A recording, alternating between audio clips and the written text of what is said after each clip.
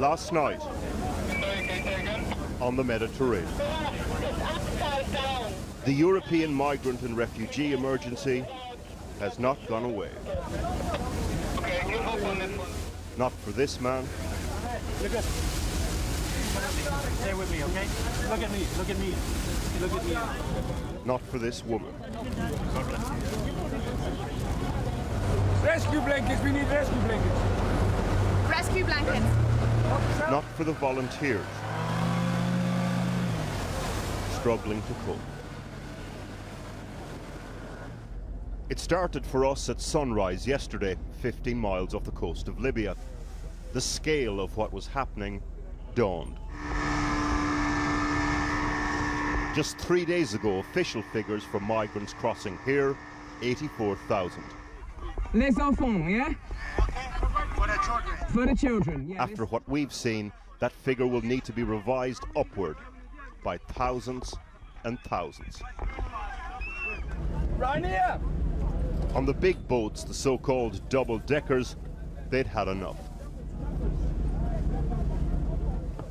At this point, the rescue boat we're on is already full. This is the deck of the Sea-Watch 2, a German charity rescue boat. The capacity of this ship is 150 people. We are currently carrying about 400 souls, mainly from West Africa, that we picked up today. If you look into the distance there, that large blue boat is what they call a double-decker. That's carrying approximately 700 people on 2 different levels. They've just arrived, and earlier in the day we were seeing people jump off those into the water, which is the nightmare scenario for the charities that are here. There are tough questions to answer here. Are these rescue missions part of the smugglers' business model? What of the politics of this? But for one woman, on one boat, the crisis boils down to this.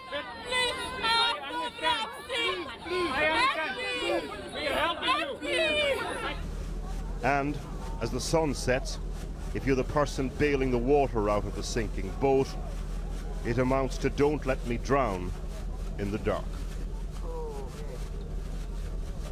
We need help now. We need help now.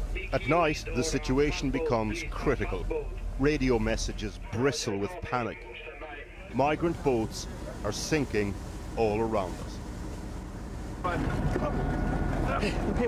Then onto the crowded boat, the casualties.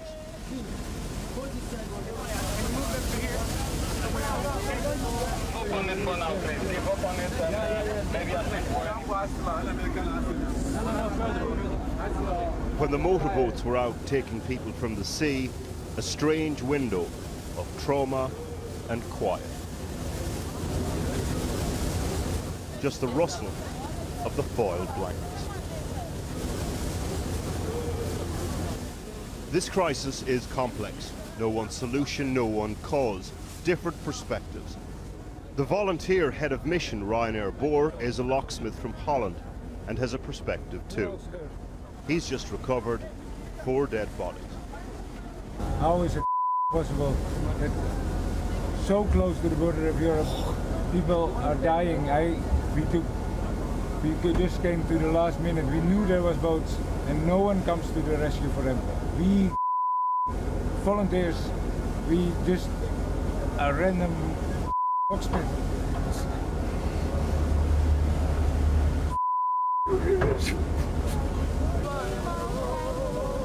The thing about this crisis, the closer you get to it, the harder it is to make sense of why it's happening.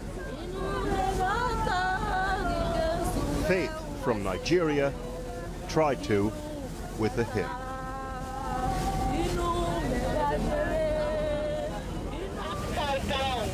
Last night we brought you the story of the rescue.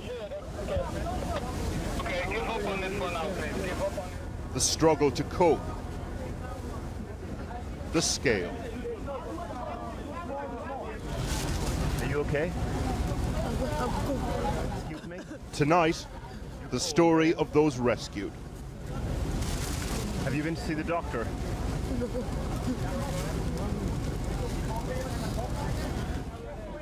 What binds them all together? Their experience in Libya. The stories that we've been hearing from the people getting on these boats is stories of savagery in Libya, stories of torture in Libya. People talk about modern day slavery.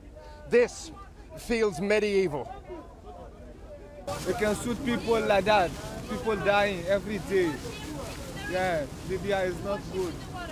God save our life because we don't have hope. If you there in the car inside, they see you, they go shoot you. Every time they shoot our blacks. That's why you go enter this boat. With hypothermia setting in, this wasn't the place to probe about why people ended up in Libya. We decided to leave the refugee versus economic migrant question for another day. 3 days ago, in fact, an earlier rescue.